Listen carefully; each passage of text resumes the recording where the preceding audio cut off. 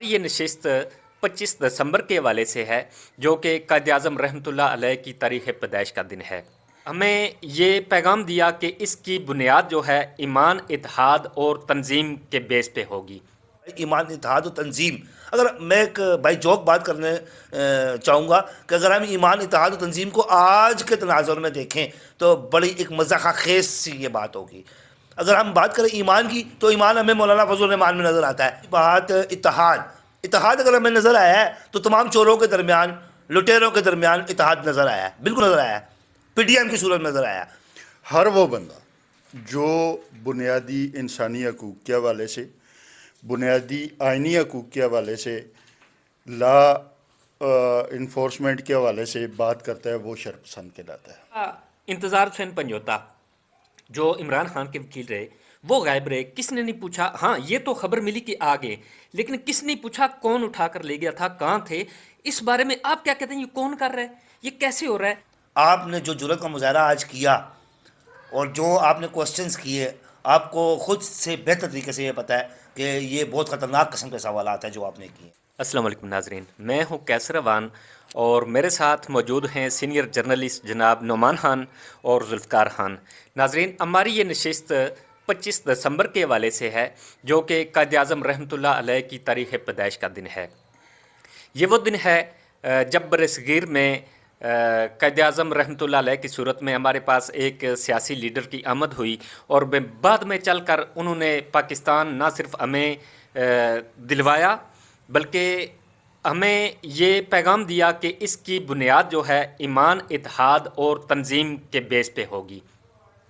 ہمارے اس پروگرام کا مقصد یہ ہے کہ ہم موازنہ کریں سینئر جرنلسٹ کی موجودگی میں کہ آیا ہم اس بیس پہ قائم ہیں، کیا ہم ان جو ہماری بیسکس تھیں ان پہ عمل کر کے ہم ایمان، اتحاد اور تنظیم کی بنیاد پہ آگے چل رہے ہیں، اور اگر چل رہے ہیں تو ہماری موجودہ ملکی سچویشن کیا ہے۔ جی میرے ساتھ سینئر صحافی نعمان خان موجود ہیں۔ ان سے پہلا سوال ہے میرا، اور ان سے پہلے دعا سلام کر لیتے ہیں۔ السلام علیکم نعمان خان۔ جی وعلیکم السلام ورحمۃ اللہ وبرکاتہ۔ جی قیصر بھائی بہت شکریہ، آج آپ نے مجھ ناچیز کو ٹائم دیا، بہت بہت مہربانی، بہت شکریہ۔ ہمارے 3 بیسکس پلر تھے، ایمان، اتحاد اور تنظیم۔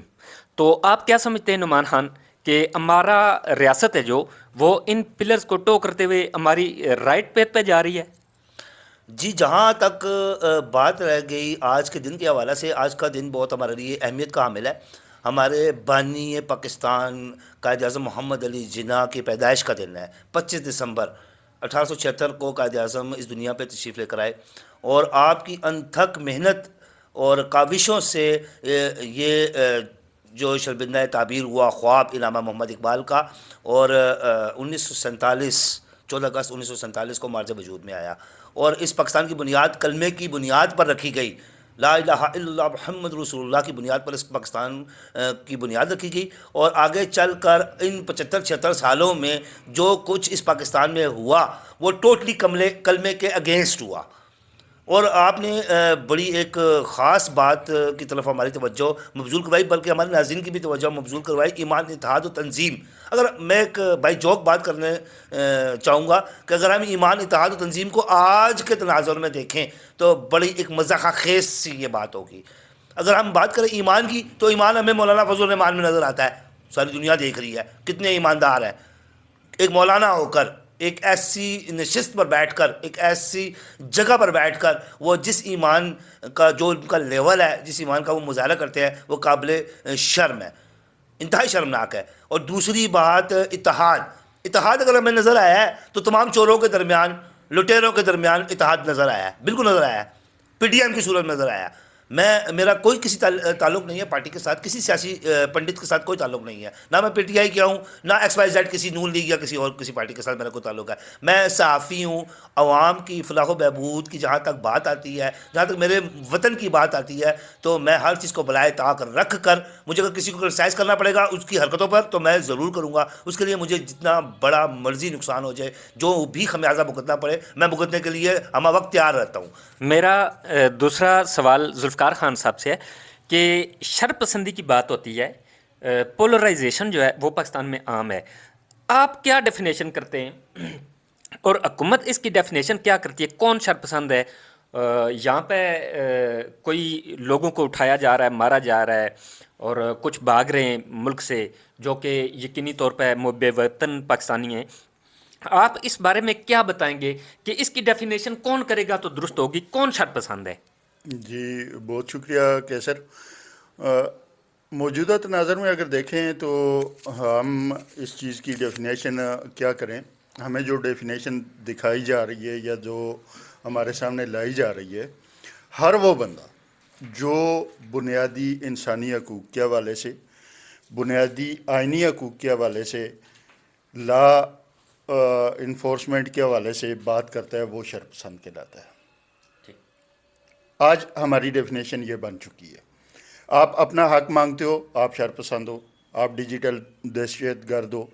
جبکہ ہونا یہ چاہیے کہ انسانی حقوق کی علمبرداری کے لیے ہمیں آواز بلند کرنی چاہیے. بیسک اگر انسانی حقوق کو دیکھا جائے تو ریاست ہمیں کیا دے رہی ہے اور ہم سے کیا لے رہی ہے. پولرائزیشن کا مقصد یہی ہے کہ آپ کو آپ کے حق سے محروم کر دیا جائے، آپ کو اتنا مجبور کر دیا جائے اور آپ کو اتنا الجھا دیا جائے اپنے آپ کے مسائل کے اندر. یہ بے روزگاری دیکھیں، لا انفورسمنٹ کے حالات دیکھیں، لا اینڈ آرڈر کے، اس کے علاوہ آپ دیگر جتنے بھی امن و امان کی صورتحال ہے اس کو دیکھیں. ہر بندہ اس وقت اتنا ایک جکڑ دیا گیا ہے کہ وہ ان اپنے ذاتی حقوق کے بارے میں سوچ ہی نہیں سکتا. ہر بندے کو اتنا انوالو کر دیا گیا ہے، اس کے اپنے ذاتی مسائل کے اندر اتنا گھسیڑ دیا گیا ہے کہ وہ ان چیزوں سے اوپر نکل ہی نہیں سکتا کہ میں نے شام کی روٹی کیسے پیدا کرنی ہے، میں نے شام کو اپنے بچوں کو کیسے کھلانا ہے. یہ تعبیر یا یہ خواب نہ تو علامہ اقبال نے دیکھا تھا، نہ یہ قائد اعظم کا منشور تھا. ان کا منشور یہ تھا کہ ہر بندہ آزاد ہوگا، اس کو بولنے کی آزادی ہوگی، اس کو سوچنے کی آزادی ہوگی، اس کو عمل کی آزادی ہوگی. آج ہم ان سب چیزوں سے محروم کر دیے گئے ہیں. میرا اگلا سوال نعمان خان صاحب سے ہے. نعمان بھائی یہ بتائیے گا کہ یہ جو بتایا جا رہا ہے جی حکومت جو ہے وہ اٹھا رہی ہے، مطلب کچھ لوگ مسنگ بتائے جا رہے ہیں، ہم تو نہیں کہتے لیکن خبریں تو آ رہی ہیں نا ایسی. تو یہ بتائیے آپ اس سچویشن میں کیا کہتے ہیں؟ یہ جو مثال کے طور پر عمران ریاض آؤٹ آف سین ہوئے اور وہ کافی عرصہ غائب رہے، پھر آگے کس نے نہیں پوچھا کہاں تھے کیا تھا، وہ نعرے مارتے رہے کہ مجھ سے پوچھیں. اس کے علاوہ انتظار حسین پنجوتا جو عمران خان کے وکیل رہے، وہ غائب رہے، کس نے نہیں پوچھا. ہاں یہ تو خبر ملی کہ آگے، لیکن کس نے پوچھا کون اٹھا کر لے گیا تھا، کہاں تھے.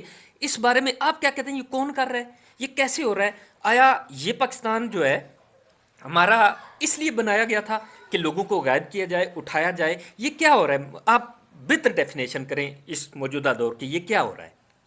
کیسر بھائی یہ آپ بہت بڑی جرت کر رہے ہیں. آپ میں اگلے آنے والے وقت کے بارے میں کچھ نہیں کہہ سکتا کہ آپ کے ساتھ کیا ہو جائے. آپ نے جو جرت کا مظاہرہ آج کیا اور جو آپ نے کوسچنز کیے، آپ کو خود سے بہتر طریقے سے یہ پتہ ہے کہ یہ بہت خطرناک قسم کے سوالات ہیں جو آپ نے کیے ہیں. اور اسی روش پہ چلتے ہوئے پنجوتا کے ساتھ، عمران ریاض کے ساتھ یا فردر دوسرے جتنے بھی احباب ہیں ان کے ساتھ جو معاملات ہوئے، وہ آپ کو، مجھے اور تمام لوگوں کو پتہ ہے.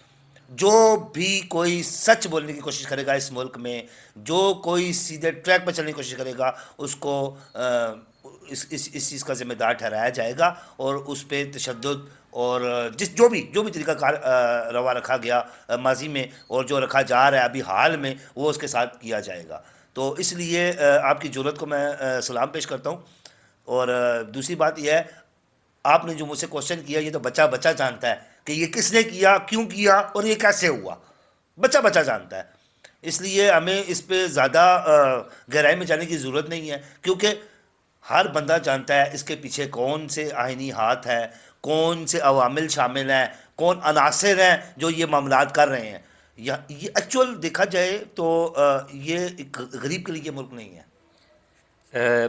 ذوالفقار خان بھائی سے میں پوچھوں گا کہ آپ کیا سمجھتے ہیں اس پولرائزیشن کے ماحول میں کیا اصل عوامل ہیں جن میں بگاڑ پیدا ہوا ہے اور آپ کا ملک ترقی نہیں کر رہا بلکہ پیچھے جا رہا ہے؟ دیکھیں ہمارے کچھ عرصہ قبل ہم 72 سیٹر بس میں سفر کرتے تھے، ابھی ہمیں یہ وہ جو بائک مل گیا ہے، ابھی اس پہ آپ کرایہ ادا کر کے آپ سفر کر سکتے ہیں، جس کو بائکیا کہتے ہیں۔ بالکل. اتنا پیچھے کا سفر کیسے اور کیوں؟ اصل میں یہ ہے کہ جب آپ کے بنیادی حقوق غصب کر لیے جاتے ہیں نا، تو یہی ہوتا ہے. اس وقت پاکستانی قوم کے ساتھ ہو کیا رہا ہے، مین چیز سوچنے والی یہ ہے. جس طرح کہ میں نے پہلے بھی بات کی، نعمان بھائی نے بھی اس طرف اشارہ کیا کہ آپ کے حقوق غصب کر دیے گئے ہیں. پھر سب سے بڑی مینجمنٹ ہے آپ کی. مینجمنٹ جب غیر متعلق ہوگی، مطلب میں اگر ایک بڑھئی کا کام جانتا ہوں اور اس پہ مجھے مہارت حاصل ہے، میں بڑھئی کا کام چھوڑ کے تو کارپینٹر کا کام اس کا کیا کہتے ہیں، مطلب میسن کا کام شروع کر دوں، تو میں تو اینٹیں ٹیڑھی میڑھی لگاؤں گا. ٹھیک. میں نے اپنی حدود چھوڑ دی. جس میں مجھے مہارت ہے، جو کام مجھے کرنا چاہیے یا جس کام کے لیے مجھے منتخب کیا گیا ہے، میں نے وہ کام چھوڑ دیا. میں اب معیشت میں ہاتھ مارنا شروع کر دوں، میں اب خارجہ امور میں ہاتھ مارنا شروع کر دوں، میں اسی طرح جاتے ہوئے دیگر معاملات میں زراعت میں اپنے ہاتھ میں لے لوں. کاروبار ہوتا ہے عوام کے لیے، ٹھیک ہے جی. عوام کاروبار کرتی ہے، وہ اس کو سمجھتی ہے، بزنس مین کا کام ہے کاروبار کرنا. اب میں اٹھ کے کاروبار کرنا شروع کر دوں، میرا جب کہ کاروبار سے تعلق ہی نہیں، نہ میرا فرض ہے. تو جب معاشرے میں یہ چیزیں ہوں گی کہ وہ لوگ جو اس فیلڈ سے متعلق ہیں ہی نہیں، وہ اٹھ کے اس فیلڈ کو سنبھال لیں گے، تو بگاڑ تو پیدا ہوگا. بالکل. آپ محسوس کر رہے ہوں گے کہ نعمان خان صاحب سے میں تھوڑا سخت کویشچن کر رہا ہوں. اس کی وجہ یہ ہے کہ یہ سینئر جرنلسٹ ہیں، ہم سے بہت زیادہ تجربہ بھی ہے ان کا، اور ان کی ایک اپنی ایک مطلب مقام بھی ہے. تو ان سے میرا اگلا سوال ہے کہ کیا کریں ہم تو معاملات سیدھے ہو سکتے ہیں؟ ریاست کیا کرے؟ ہم بحیثیت عوام کیا کریں؟ بہت امپورٹنٹ کوشچن کیا ہے کیسل بھائی، اور آپ کے سارے کوشچن ہی امپورٹنٹ ہے اور واقعی سخت ہے. اچھا، جو آپ نے بھی یہ بات کی ریاست کے حوالے سے اور عوام کے حوالے سے، ریاست کو کیا کرنا ہے یہ تو طے ہے، اور یہ کوئی ڈکی چھپی بات نہیں ہے کہ ریاست کو کرنا کیا چاہیے اور ریاست کر کیا رہی ہے. اور کیونکہ بالکل ٹوٹلی ڈی ٹریک ہوئی ہے ریاست، اور ڈی ٹریک کرنے والے جو عوامل ہیں وہ سب کو پتہ ہے، آپ بھی جانتے ہیں، میں بھی جانتا ہوں.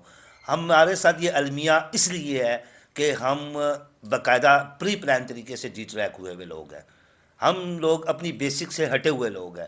جب تک ہم اپنی بنیاد کو ٹھیک نہیں کریں گے اس وقت تک ہم کچھ بھی نہیں کر سکتے. ہمارا معاشرے کا جو بگاڑ ہے وہ کبھی بھی سدھار کی طرف نہیں جا سکتا. سب سے پہلے ہمیں تو فقط ایک مسلمان ہونا پڑے گا، کیونکہ یہ بنیاد اس پاکستان کی کلمے کے اوپر رکھی گئی. اور جب بنیاد کلمے پہ رکھی جا رہی ہے، ایک گھر کو ایک اسلامی پوائنٹ کے اوپر کھڑا کیا جا رہا ہے، اس کی دیواریں اور چھت تب مضبوط ہوں گی کہ اس کے اندر اس کے مطابق، اس بنیاد کے مطابق سیمنٹ، ریت اور بجری ڈالی جائے گی. تو اگر اس میں 2 نمبر کام کیا جائے گا تو وہ کبھی بھی بنیاد کے اوپر نہ وہ دیواریں ٹھہر پائیں گی نہ چھت ٹھہر پائے گا. سب سے پہلے ہمیں مسلمان ہونا ہوگا، خالص مسلمان ہونا ہوگا. جب تک ہم مسلمان نہیں ہوں گے، جب تک ہم اپنے دین کو اور اسلام کو نہیں سمجھیں گے، کیسل بھائی، اسی بگاڑ کا شکار رہیں گے. ہم اسی تنزلی کا شکار رہیں گے، ہم مزید گہرائیوں میں چلے جائیں گے. ہم نہ ترقی پا سکتے ہیں، نہ ہمارے اندر کوئی کسی قسم کی امپرومنٹ آ سکتی ہے. ہمیں اگر امپروو ہونا ہوگا تو ہمیں اپنی نسلوں کو بلکہ خود کو اور اس سانچے میں ڈھالنا ہوگا جس سانچے میں ڈھالنے کے لیے حضرت محمد مصطفیٰ صلی اللہ علیہ وسلم نے وہ جو تعلیمات چھوڑی ہیں. ذوالفقار خان، آپ کی گہری نظر رہتی ہے ملکی حالات پہ. مجھے آپ یہ بتائیے کہ لوگ ملک چھوڑ چھوڑ کے بھاگ رہے ہیں، باہر ایسا کیا ہے کہ وہ عوام کو وہاں سے ملے گا، اور یہاں ایسا کیا نہیں ہے اس وقت جو عوام کو نہیں مل پا رہا؟ تو اس پہ ذرا مفصل روشنی ڈالیے گا کہ یہاں جو ناکارہ ہے یا یہاں جو سمجھتا ہے کہ میں کسی کام کا نہیں ہوں، تو وہ باہر جا کے کیا ایسا حاصل کر لے گا کہ لوگ، میرا خیال ہے اسی سال کا اگر ہم ریکارڈ نکالیں تو بے بہا جو پاکستانی ہیں وہ ملک چھوڑ چھوڑ کے ایک قسم کا میں اگر لفظ استعمال کو فرار ہو رہے ہیں تو یہ بھی غلط نہیں ہوگا. بالکل. دراصل آپ کے سوال کی طرف آنے سے پہلے ایک نعمان بھائی نے بات کی، اس پہ تھوڑا سا وہ کیا کہتے ہیں کہ سورج کو چراغ دکھانے کے مترادف ہے میری بات. بیسک جو ریاست کا ہم نے ایک بنا لیا ہے نا ڈیفینیشن، ہم جو کر رہے ہیں یہ ڈیفینیشن ریاست کی نہیں ہے. جس کو ہم نے ریاست بنا لیا ہے یا جس کو ہم نے ریاست سمجھ لیا ہے یا جس کو ہم ریاست کہتے ہیں وہ ریاست نہیں ہے، وہ ریاست کی ایک اکائی ہے، ریاست کے ایک سرونٹ ہیں جن کو ہم نے ریاست بنا کے اپنے اوپر سوار کر لیا ہے. اب میں آتا ہوں آپ کے اس سوال کی طرف. جب آپ کو یہاں پہ بنیادی ضروریات کی چیزیں نہیں ملتی، روزگار نہیں مل رہا، آپ کے ملک کو اس وقت کہہ رہے ہیں کہ بڑی اچھی خارجہ پالیسی ہے جی، سعودیہ نے یہ دے دیا آپ کو، یو اے ای نے یہ دے دیا، یو ایس نے یہ دے دیا، یعنی کہ جتنا بھی آپ کے سامنے جو کچھ آ رہا ہے یہ معاہدات سے. اس وقت آپ اسلام آباد جائیں دفتر دیکھیں نا، ان معاہدات سے دفتروں کے دفتر بھرے پڑے ہیں، لیکن آیا ان پہ عمل درآمد کتنا ہوا؟ آپ کے ملک میں آ کیا رہا ہے؟ آپ کی ایکسپورٹ امپورٹ کہاں پہ جا رہی ہے؟ ان چیزوں کو آپ دیکھیں. جب آپ کے پاس ہے ہی کچھ نہیں، روزگار ہی نہیں ہے، انڈسٹری آپ کی بند ہو کے ساری یو اے ای میں شفٹ ہو رہی ہے، نوجوانوں کو روزگار نہیں ملے گا. پھر ہم کہتے ہیں جی لا اینڈ آرڈر کی سچویشن قابو نہیں آتی. کیسے قابو آئے؟ اب میں دیکھ رہا ہوں میرے اگر 5 بچے ہیں، شام کو وہ بھوکے ہیں، شام کو چلو میں برداشت کر لوں گا، صبح کا ناشتہ ان کو نہیں ملا میں برداشت کروں گا، آگے دوپہر آئے گی میں لازمی اٹھ کے کوئی نہ کوئی، چاہے مجھے جرم کرنا پڑے، کچھ بھی کرنا پڑے، میں اپنے بچوں کی بھوک نہیں برداشت کر سکوں گا. اس کے لیے مجھے جرم کرنا پڑے گا، میں کروں گا. لا اینڈ آرڈر کی اسی لیے حالات خراب ہوئے. پھر یہ ان لوگوں کا باہر جانا جو ہے، باہر جانے کی وجہ بھی یہی ہے کہ آپ کو ملک کے اندر جو چیز ملنی چاہیے، جو ریاست کا حق ہے، اور اس ریاست کا جو ریاست واقعی ہوتی ہے، اس ریاست کا جو حق ہے کہ آپ کو روزگار فراہم کرے، آپ کو تعلیم فراہم کرے، آپ کو بنیادی سہولیات فراہم کرے، جو آپ کے بنیادی حقوق ہیں وہ فراہم کرے. جب یہ 4-5 چیزیں آپ کو نہیں مل رہی تو لوگ یہاں بیٹھ کے کیا کریں؟ انہوں نے تو جرائم ہی کرنے ہیں نا. پھر جو لوگ تھوڑے بہت پڑھے لکھے ہیں، عقل مند ہیں، ان کے پاس تھوڑا سا کوئی ٹیلنٹ ہے، وہ تو یہ سوچ کے جاتے ہیں کہ ہم باہر جائیں گے ہمیں اچھی جابز مل جائیں گی، ہم اپنے خاندان کی کفالت بہتر طریقے سے کر سکیں گے. اب جو لوگ جس طرح آپ نے کہا کہ یہاں پہ جن کو کچھ نہیں سمجھا جاتا وہ باہر جا کے، باہر بیرونی ممالک میں یہ ہے کہ وہ انسان کو انسان سمجھتے ہیں، ہم انسان کو انسان نہیں سمجھتے. ہم اس کو کسی اور لیول سے دیکھتے ہیں کہ اس کا یہ رتبہ ہے، اس کا یہ رتبہ ہے، یہ حکومت کا کتنا حامی ہے، ہم اس کو فوقیت دیتے ہیں. اس میں ہوتا یہ ہے کہ جب آپ کو بنیادی حقوق نہیں مل رہے، آپ کے مسائل حل نہیں ہو رہے، تو پھر یہاں بیٹھ کے کسی نے کیا کرنا ہے؟ میں آپ کو سچی بات بتاؤں کہ اس وقت جب ہم عوام میں جاتے ہیں، عوام کا یہ کہنا ہے کہ ہمارے پاس، ان لوگوں کا بھی یہ کہنا ہے کہ ہمارے پاس اگر تھوڑی سی بھی گنجائش ہو تو ہم اس ملک میں 1 منٹ رہنا پسند نہیں کرتے. یہ کس نے؟ ہماری اس حکومت نے، ہمارے موجودہ اقتدار میں رہنے والوں نے، ان لوگوں نے اس حالات میں پہنچا دیا ہے کہ کوئی شخص اب یہاں رہنا پسند نہیں کرتا. یہاں وہی رہ رہا ہے کہ جس کے پاس باہر جانے کی اس وقت گنجائش نہیں ہے. قاسم بھائی ایک اور چیز ہے، آپ دیکھیں کتنی شرم والی بات ہے، کتنی دکھ اور تکلیف والی بات ہے. آپ باہر کے ممالک کی بات کر رہے ہیں کہ ایک عام عوام، ایک عام بندے کے بارے میں آپ بات کر رہے ہیں، ایک عام آدمی کے بارے میں بات کر رہے ہیں کہ اس کی عطل وسا کوشش ہے کہ میں یہ ملک چھوڑ کے کسی بیرونی ملک میں شفٹ ہو جاؤں سمیت اپنے بچوں کے، اپنا کاروبار وہاں سیٹل کروں. اور دیکھیں کتنی انڈسٹریز ہیں جو یہاں سے رول بیک کر کے بیرونی ممالک جا چکے ہیں لوگ، اور جانے کی لیے کوشش بھی کر رہے ہیں لوگ، اور یہ ہزاروں میں نہیں، یہ لاکھوں میں تعداد ہے. لیکن ایک طرف میں آپ کی توجہ مبذول کرواؤں گا، یہ تو ایک عام آدمی کی بات ہے، یہ ایک عام بندے کی بات ہے، ایک عام شہری کی، ایک عام پاکستانی کی بات ہے.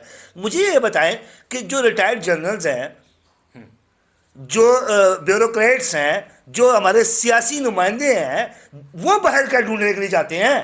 وہ جہاں کا چوری کیا ہوا مال اپنے انہوں نے اکاؤنٹس بھرے ہوئے ہیں، اپنے ان کے پیٹ ان کی حوث ختم ہی نہیں ہو رہی ہے، وہ بھی باہر دفاع ہو رہے ہیں. وہ کیا لینے جاتے ہیں باہر؟ ان کو تو نزلہ زکام ہوتا ہے، کھانسی ہوتی ہے تو وہ باہر علاج کرانے کے لیے بھاگتے ہیں. آپ دیکھ لیں مریم نواز کو تھائرائڈ کا ایشو تھا، مجھے بھی تھائرائڈ کا ایشو ہے، میں پاکستان سے علاج کروا رہا ہوں. کتنے ہی میرے سامنے یہاں پہ لوگ وہاں پہ کھڑے ہوتے ہیں تھائرائڈ کے علاج کے لیے، سول ہاسپٹل میں، ہولی فیملی میں، پیمز میں، بے نظیر ہاسپٹل میں، ہمارے یہاں جنرل اسپتال میں کتنے ہی تھائرائڈ کے پیشنٹس ہیں. یہ کوئی آسمان سے اتری ہوئی مخلوق ہے جو تھائرائڈ کے لیے جسٹ یہ باہر چلی گئی اتنا لاکھوں روپے لگا کے؟ پھر آپ دیکھیں، اب آپ نے بات کی معیشت کی، آپ نے بات کی پاکستان میں یہ جو پیسہ آ رہا ہے، کوئی یو ایس دے رہا ہے، دبئی کتنا دے رہا ہے، سعودیہ کتنا دے رہا ہے، چائنا نے کتنا دیا، وہ کہاں جا رہا ہے؟ ہمیں تو آج تک نظر نہیں آیا. چینی، آٹا، پتی، دودھ وہ روز بروز اوپر جاتا ہے، نیچے کبھی نہیں آیا. پیٹرول 100 روپیہ مہنگا کر کے 5 روپے سستا کر دیا جاتا ہے. ابھی پیچھے وہ 78 پیسے یا 74 پیسے سستا ہوا. آپ دیکھیں کتنی شرم کی بات ہے، 74 پیسے سستا کر رہے ہیں، اس سے کچھ دن پہلے 10 روپے انہوں نے بڑھائے تھے. اب کتنا بڑا یہ لالی پاپ دے کر، اتنا بڑا دھوکہ دے کر عوام کے ساتھ، ان کے جذبات کے ساتھ کھیلا جاتا ہے. لیکن اگر عوام آواز اٹھاتی ہے، اگر عوام باہر نکلتی ہے تو اس کو دہشت گرد قرار دے دیا جاتا ہے، اس کو غدار کہا جاتا ہے، اس کو 9 سال 10 سال کی سزائے ملٹری کورٹ دے رہی ہے.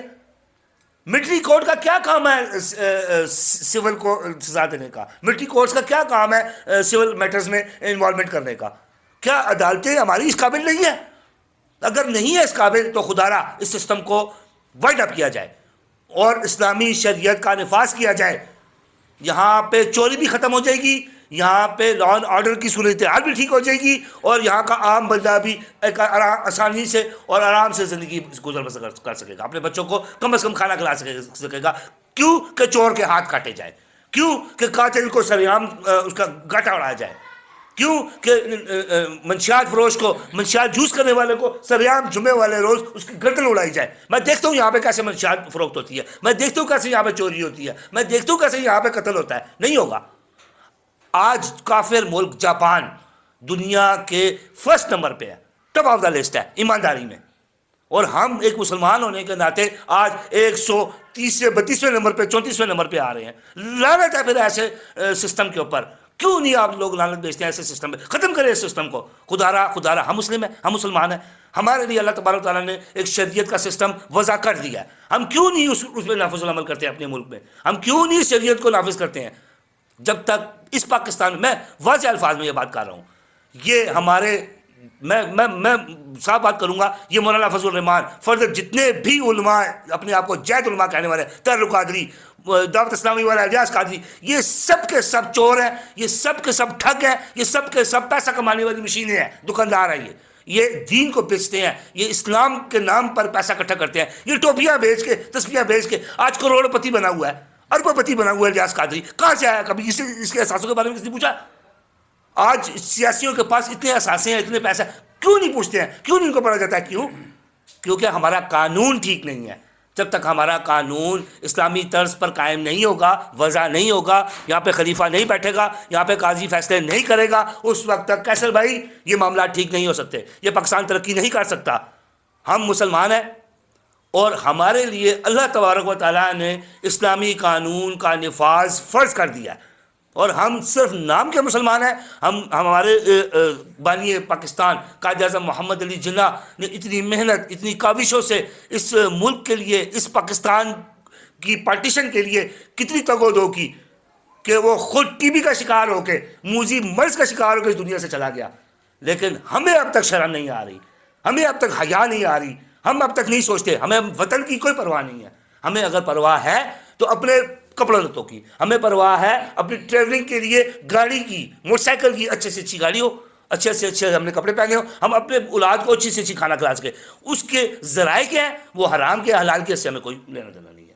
جب تک اسلامی قانون کے مطابق ایک مسلمان ہونے کی حیثیت سے میں خالص مسلمان نہیں بنوں گا، اپنے بچوں کو خالصتاً دین کی ترغیبات، تعلیمات نہیں وہاں پہنچاؤں گا، اس وقت تک یہ ملک، ہمارا وطن عزیز، ہمارا ملک پاکستان نہ ترقی کرے گا اور نہ ہی اس بھنور سے نکل پائے گا. اس بھنور سے نکلنے کے لیے ہمیں اگر بیسک ضرورت ہے، کیسر بھائی میں آل اعلان پہلے بھی یہ کہہ چکا ہوں اور آج بھی یہ کہتا ہوں کہ یہاں پہ شریعت کا نفاذ. مجھے یہ بتائیے کہ اسلامی پارٹیاں جو ہیں تحریک لبیک ہے، اس کے علاوہ مولانا فضل الرحمان ہے، اور اس کے علاوہ جماعت اسلامی ہے، اور اس میں یہ ساری عوام میں اپنی جگہ ایک بیس رکھتی ہے. جی ٹھیک ہے؟ میں فرق بتاؤں گا ان کا آپ کا، میں بالکل فرق بتاؤں گا، میں پوچھنا یہ چاہوں گا میں فرق بتاؤں گا. کہ میں کیوں جماعت اسلامی کو ووٹ دوں، واہ بہت میں اچھا کیوں question. فضل الرحمان کو ووٹ زبردست دوں، اور میں زبردست. کیوں تحریک لبیک کو ووٹ دوں. میرے پاس ایسی کیا ڈکشنری ہے، میں اسے نکال کے کیا میں سر دیکھ بھائی، لوں گا بہت کہ یہ حق پر ہے. جی میں کہتا ہوں یہ جو کوشچن آپ کا یہ کوشچن ہے نا، یہ ہمارے پورے پروگرام کی جان ہے.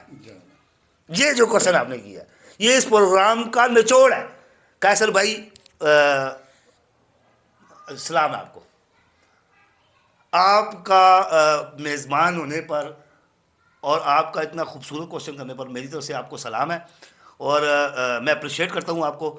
اور الحمدللہ کیسر بھائی، اللہ تبارک و تعالیٰ نے، میں ایک مسلمان ہوں، ٹھیک. اور جب سے میرا قرآن سے لڑ لگا میرا طرز زندگی چینج ہو گیا، میری لائف میں بہت زیادہ چینجز آئی. اور یہ جو آپ نے کوشچن کیا نا، یہ سب سے وہ پہلی بات ہے جو مجھے سمجھ آئی قرآن کی اس کوشچن کے حوالے سے. وہ کیا؟ اللہ تبارک و تعالیٰ نے سختی سے منع کر دیا. کس چیز سے؟ بسم اللہ الرحمن الرحیم. میں ترجمہ پڑھ رہا ہوں، عربی میں نہیں پڑھ رہا، کیونکہ ہم ایک اردو معاشرے میں رہتے ہیں، اردو سمجھ آتی ہے، ہمارے میجورٹی ہے، علماء ہیں کچھ چند جنہیں عربی سمجھ آتی ہے، ورنہ وہ بھی اردو ہی سمجھتے ہیں. اس لیے میں اردو میں ہی اس کا ترجمہ کروں گا قرآن کا، کہ اللہ کی ایک آیت ہے، بسم اللہ الرحمن الرحیم. اللہ پاک فرما رہا ہے کہ اللہ کی رسی کو مضبوطی سے تھام لو اور تفرقہ میں مت پڑو. پھر اس تناظر میں متعدد احادیث مبارکہ ہے، آپ بھی جانتے ہیں، آپ بھی جانتے ہیں، اور ہمارے میجورٹی مسلمانوں کی ہے جو کم از کم جنہوں نے خود سے پڑھا نہیں لیکن سنا ضرور ہوگا اس حوالہ سے کہ تفرقہ میں نہیں پڑھنا، فرقے میں نہیں پڑھنا. اللہ تبارک و تعالیٰ نے جب ہمیں فرقہ بندی سے منع کر دیا تو پھر ہماری اتنی جرت اور اس جرت کا مظاہرہ، لعنت ہے پھر ایسے مسلمان ہونے پہ، لعنت ہے ایسا انسان ہونے پہ کہ اللہ کے دیے ہوئے حکم کے مطابق خود کو مسلمان تو میں گردان رہا ہوں کہ آئی ایم مسلم، بڑے دعوے سے میں کہہ رہا ہوں، لیکن جب بات آتی ہے میرے اللہ کے حکم کی تو وہاں پہ میں بکرے مارنا شروع کر دوں، وہاں پہ کہانیاں پیش کرنا شروع کر دوں. سر بات رہے گی طریق لبیک کی، بات رہے گی مولانا فضل الرحمان کی، بات رہے گی مولانا الیاس قادری کی، بات رہے گی طاہر القادری کی، یا بلا بلا جتنے بھی ہیں. یہ ہے فرقہ پرست لوگ، جیسا کہ میں تھا. میں بھی طاہر القادری، میں دعوت اسلامی میں بھی رہا ہوں. ٹھیک. میں دعوت اسلامی میں نے بڑا عرصہ پارٹیسپیٹ کیا ہے، میں بھی امامہ بھی باندھتا تھا، لیکن جب قرآن سے لڑ لگا، جب مجھے اس بات کی سمجھ آئی تو مجھے نفرت ہوگی ان لوگوں سے. کیوں؟ کہ یہ فرقہ پرست ہے. میں بھی فرقہ پرست تھا. آج الحمدللہ میں ٹھوک جا کے کہتا ہوں کہ آئی ایم جسٹ مسلم. کیوں؟ کہ مجھے یہ قرآن نے سمجھایا ہے، میرے رسول اللہ صلی اللہ علیہ وسلم کی تعلیمات نے سمجھایا ہے. سر یہ فرق ہے جماعت اسلامی کا، اور یہ فرق ہے دوسری تنظیموں کا اور پارٹیز کا جو اسلام کا نام لے ہوا ہے، طریق لبیک جیسے. ٹھیک ہے، مجھے آپ یہ بتائیں کہ رسول اللہ صلی اللہ علیہ وسلم نے اپنے نام کا نعرہ لگوایا کبھی کسی غزوہ میں، کسی جنگ میں، یا فردر کسی اجلاس میں، یا کسی خطاب میں انہوں نے کہا کہ میرے نام کا نعرہ لگاؤ؟ جبکہ ایک حدیث میں کوٹ کروں گا، تھوڑی لمبی حدیث ہے لیکن میں وہ کوٹ نہیں کر رہا، لیکن آپ بھی جانتے ہیں میں کئی دفعہ کوٹ کر چکا ہوں کہ جس میں رسول اللہ صلی اللہ علیہ وسلم نے یہ واضح طور پہ کہا کہ تو نے مجھے ان دونوں کہہ کر، دونوں کے لفظ پہ اللہ نے کہا، مجھے اللہ کے برابر کر دیا. اس خطیب کو ممبر سے اتار کے مسجد سے باہر نکال دیا. آپ اخلاق کے پیکر ہیں، آپ سے پہلے نہ آپ سے بعد. ایسا اخلاق رسول اللہ صلی اللہ علیہ وسلم جیسا نہیں ہو سکتا، میرے آقا، میرے مولا، میرے مرشد جیسا نہیں ہو سکتا صلی اللہ علیہ وسلم. تو آقا نے اس بات پہ کہ اللہ کے برابری کے حساب میں ان دونوں، خالی دونوں کہا تھا کہ رسول اللہ صلی اللہ علیہ وسلم اور اللہ، کہ ان دونوں نہیں کہنا، مجھے بھی علیحدہ کر کے بلانا ہے، اللہ اور اللہ کا رسول، تب وہ کرائٹیریا. میں آپ سے پوچھنا یہ چاہ رہا تھا کہ اگر تحریک لبیک کا کوئی بھی، آپ یہاں سوشل میڈیا سے کوئی بھی اکاؤنٹ نکال لیں، آپ ایک ہلکا سا ایک ڈاٹ لگا دیں وہاں پہ جو تحریک لبیک کے خلاف ہو، آپ کا وہ اشر ہوگا، آپ کی 7 پشتیں دوبارہ کمنٹ نہیں کریں گی ان کی پوسٹ پہ. تو سر دہشت گرد ہے نہیں ہے. اور دوسرا اگر چلے جائیں آپ جماعت اسلامی، وہ بھی ملا جلا کچھ ایسا مختلف زیادہ نہیں ہے، زیادہ مختلف وہاں بھی نہیں ہے.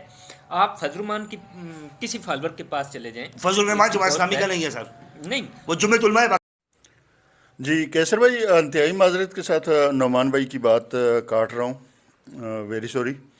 اصل میں ہم لوگ جو یہ جماعتیں بنی ہوئی ہیں، میں اکثر ان کے رویش دیکھتا ہوں. جب ہم اسلام کی بات کر رہے ہوتے ہیں بجائے اس کے کہ ہمارے لیے شریعت کا نمونہ کون ہے؟ حضرت نبی کریم صلی اللہ علیہ وسلم. لیکن ہماری یہ ایک جماعت ہے جو بجائے نبی کریم صلی اللہ علیہ وآلہ وسلم کو کوٹ کرے، اگر وہ کوٹ کرتے ہیں تو وہ اپنے بابا جی کو کوٹ کرتے ہیں، ان کی باتیں زیادہ بتاتے ہیں، ان کے فرمان زیادہ دکھائے جاتے ہیں، لیکن نبی کریم صلی اللہ علیہ وسلم کو وہ کوٹ نہیں کرتے. اب اسی سے آپ اندازہ لگا سکتے ہیں کہ ان کے لیے اہم کون ہے. پھر ان کی دیانتداری، ان کی ایمانداری، اسی سے آپ جائزہ لے سکتے ہیں کہ ان کے لیے بابا جی اہم ہے یا شریعت اہم ہے. یہ شریعت کا وہ رہنما جو ہم تک اللہ پاک کی احکامات لے کے آیا وہ اہم ہے. کیسر بھائی ایک اور چیز ہے، ایک اور طرف توجہ مبذول کرواؤں گا، اپنے دیکھنے والے ناظرین کو یہ بتانا چاہوں گا، کوشش کروں گا کہ دیکھیں ہمارے لیے اگر مشعل راہ ہیں تو وہ ایک ہی ہستی ہے جس کا قرآن پاک میں ہمیں باقاعدہ طور پہ حکم دیا گیا ہے. بسم اللہ الرحمن الرحیم، اطیعوا اللہ و اطیعوا الرسول، کہ میری اطاعت کرو اور میرے رسول کی اطاعت کرو، یہ میرے اللہ کا حکم ہے. تو ہم نے اطاعت رسول اللہ صلی اللہ علیہ وسلم کی چھوڑ کر اور ان بزرگوں کی اطاعت شروع کر دی، اسی وجہ سے آج ہم تنزلی کا شکار ہے.